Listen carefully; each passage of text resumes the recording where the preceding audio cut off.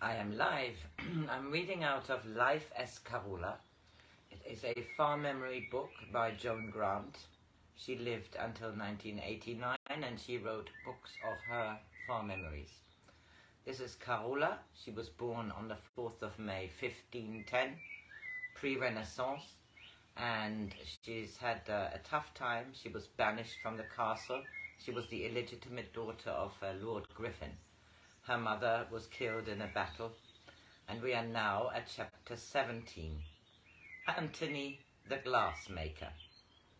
There was a clean austerity about this cloistered life, which seemed to have an echo of familiarity, yet I realized it was not even a pale reflection, for though there was an outward likeness between this life and another I had known, there was no true unity in their semblance. I knew that here I could have dreamt strongly, but the bell tolling for the first office at 4 in the morning startled me from sleep and confused my clear memory. She's in a convent. I wondered why it was that those who should have taught us to become wise in our spirit should have forgotten the necessity for a smooth return to earth in the training of sleep memory. But I believed that, though teaching seemed to be withheld from the novices, some degree of vision must be held by those who had taken their vows. I thought these vows were less a declaration of faith than a symbol of their attainment to the authority of personal knowledge. Though at first I found it difficult to train myself to wake before the clanging of the early bell, I started to remember more of the time when I had been the girl with the lotus.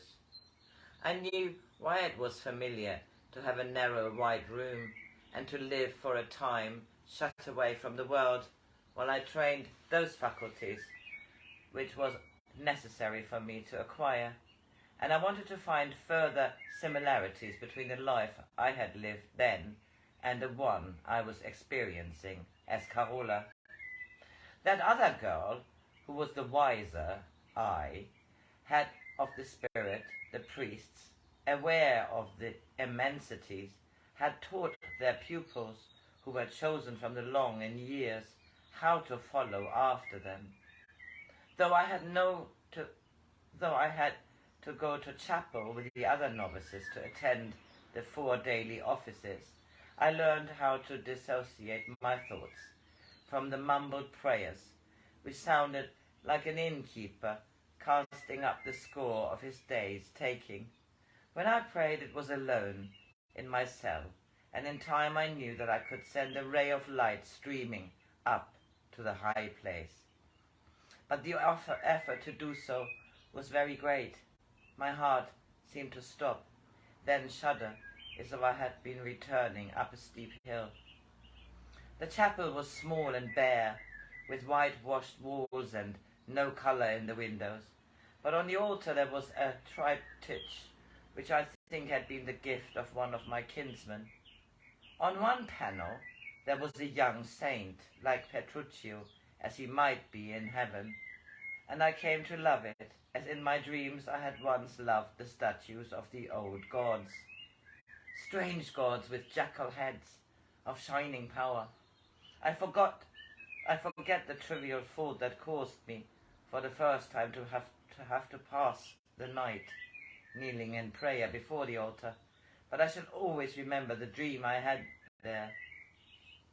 I was standing on the 3rd step. Above me was the triptych.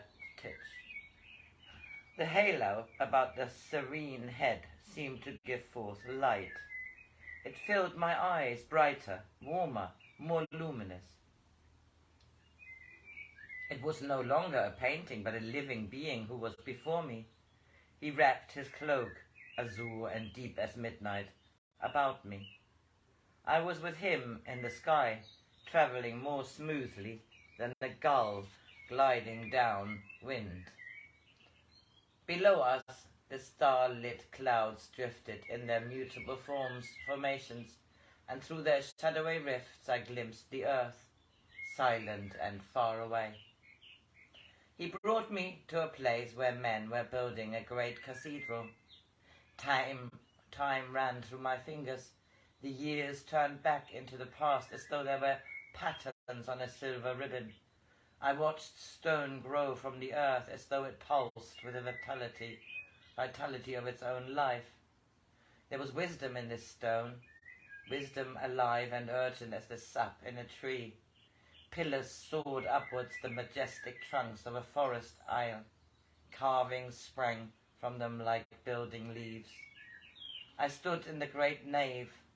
It was empty, for as yet there were no altars or choir stalls, and the windows were arches open to the sky. No musicians or choristers were there, yet all about me was music, music that was never heard from plucked strings or human throat, for it streamed from the fountain of celestial sound. Sight and hearing had become one sense. Each shade had voice, each harmony its hue. I could see the beatific melody flowing through the archways, in shafts of sound and colour beyond the range of mortals. There was a man standing in the nave, a young man in the habit of a monk, with strength in his hands and godliness in his eyes. I knew he had been vouchsafed a vision, whose echo was being shown to me. He belonged to the time when the teaching of Jesus sprang in men's hearts as a fount of living water, in which they were truly baptized into the virtue of Christ. I was no longer in the nave, but in a long room, a room that might have belonged to a silversmith or an alchemist. The man of my vision stood before a crucible. He was making living colour, the blue of the robe of the Madonna, the glowing crimson of the holy blood. With singing patterns he filled the archways of the house of God, and when light shone through its window, it was as though the evening wind blew upon dulcet reeds, as though angelic fingers rippled silver strings, yet soared beyond the notes that even these could bring. They that come after may stand within this host, and if they have ears to hear and eyes to see,